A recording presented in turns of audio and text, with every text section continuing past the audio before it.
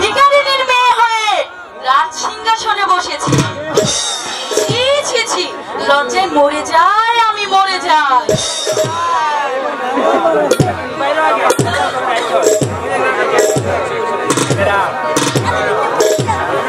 নেমে পড় বলছি, নেমে পড় সিংহাসন থেকে।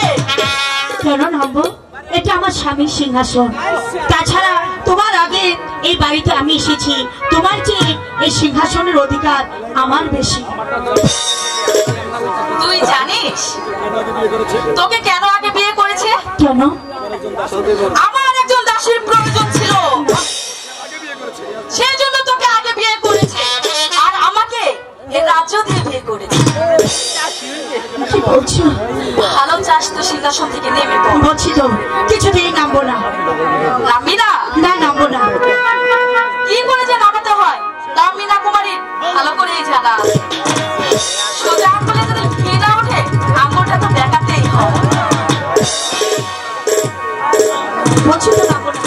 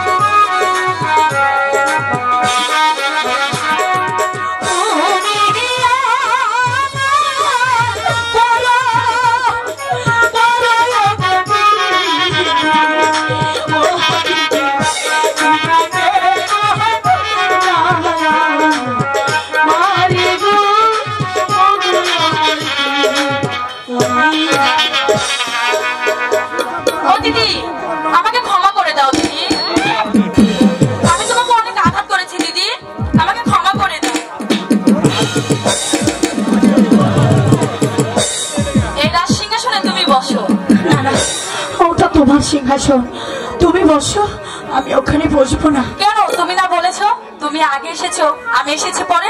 বসো দিদি, আমি দেখবো আমার দিদিকে কেমন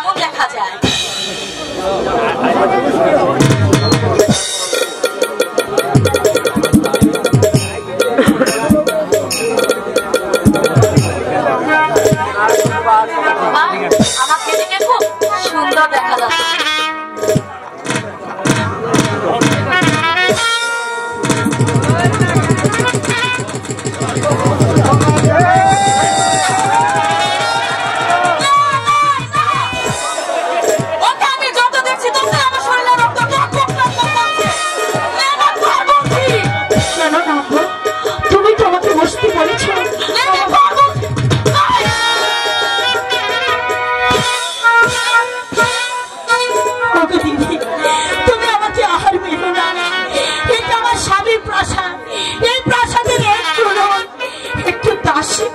আমাকে রেখে দাও দিদি। কি বললে? দাসী? আমার দাসীর কাজ তুই করতে পারবি? তুমি যা বলবে আমি তাই করি। ঠিক আছে এদিকে আয়। তাহলে শোন, তোকে মারতে মারতে আমার এই ঠ্যাংটা ব্যথা হয়ে গেছে, আমার পাটা টিপে দিয়েছে।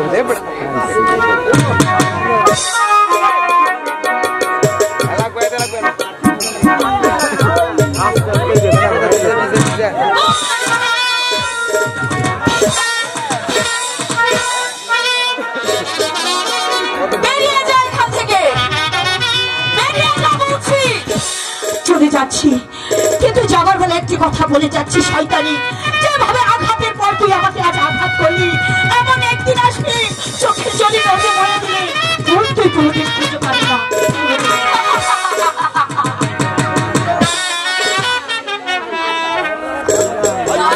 কেউ জানে না রাধাও নাকি নাচতে জানে না। এই কে কোথায় আছিস? দাসীকে পাঠিয়ে দে।